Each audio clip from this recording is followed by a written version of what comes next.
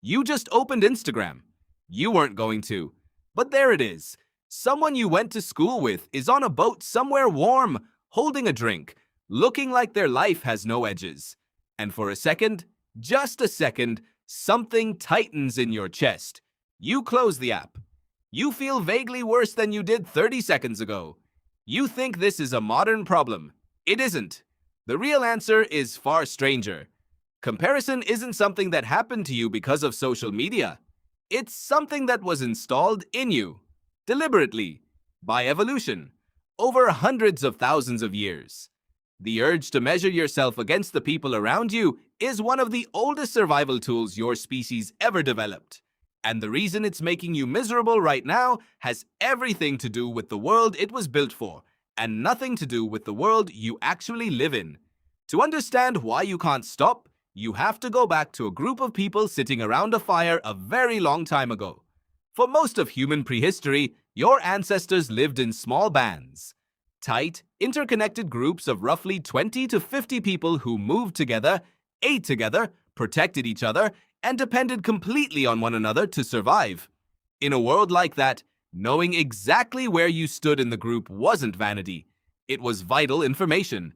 If you were contributing enough, if you were pulling your weight, if your skills, your strength, your usefulness was enough to justify your place in the circle, because if it wasn't, the consequences weren't hurt feelings. They were hunger, exposure, and death. In that world, comparison was a calibration tool. It told you something real and urgent. Am I keeping up? Do I need to try harder? Is my position in this group secure?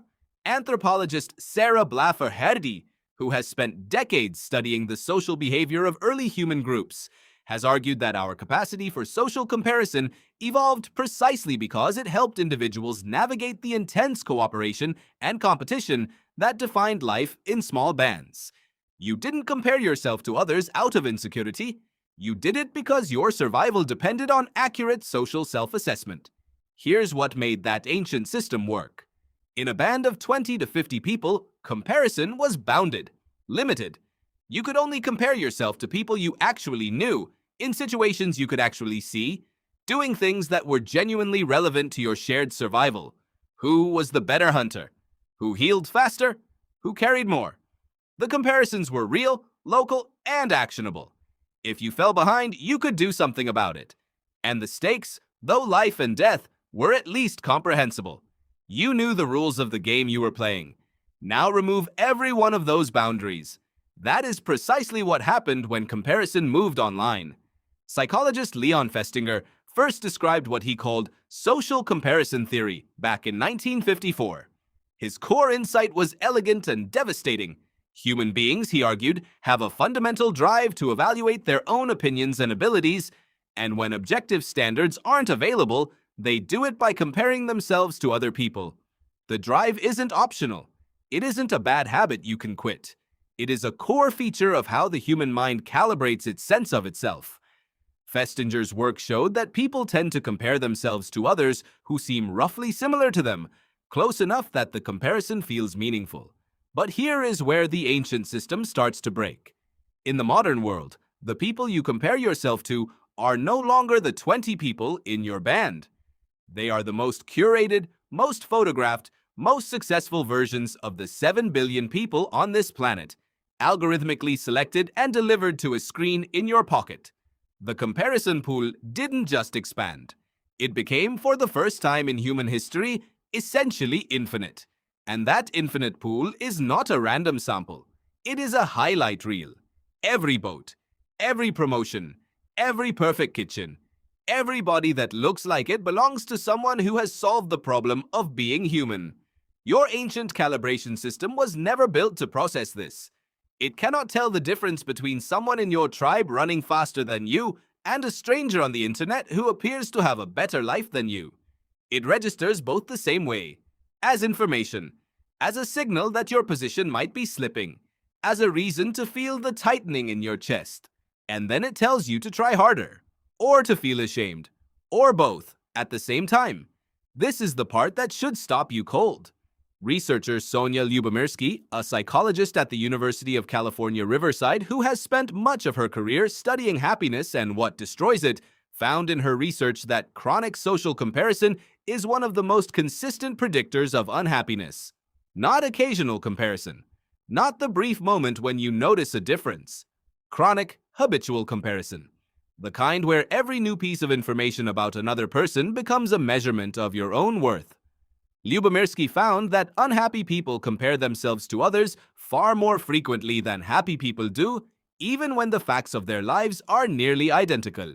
It isn't what you have. It's how relentlessly you measure it against what someone else has. But here's the thing. The unhappy people aren't doing anything irrational. They're running an ancient program that was designed to run constantly in a small, bounded, comprehensible world, in a vast, unbounded, incomprehensible one. The system isn't broken. It's just lost. Before going further, it's worth sitting with a number. In Festinger's original research, and in the decades of work that followed it, one finding keeps reappearing. People don't just compare themselves to others to feel better or worse. They compare themselves to others to feel real, to feel that their own experience has been verified by something outside themselves. This need for social validation is so deep, so automatic, that researchers studying patients with damage to the parts of the brain that process social information have found that the loss of the ability to compare is experienced not just as inconvenience, but as profound disorientation, a loss of self. The comparison isn't decoration on top of your identity. It is, for the brain, part of how identity is constructed in the first place. You know who you are, partly by knowing where you stand. Now add one more ingredient. Research in neuroscience has identified what happens in the brain when you make an upward social comparison and find yourself coming up short.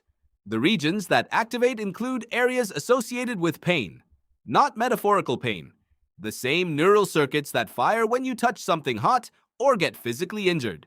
Naomi Eisenberger at UCLA, who has spent years studying what she calls the social pain overlap theory, has shown in brain imaging studies that social rejection and social comparison distress recruit many of the same neural structures as physical pain.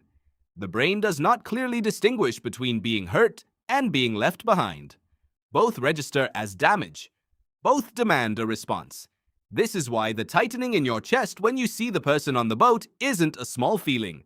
It is your nervous system treating a photograph as a wound. And just like physical pain, it is very hard to ignore. There is another layer to this that makes it stranger still. Comparison isn't just about who has more.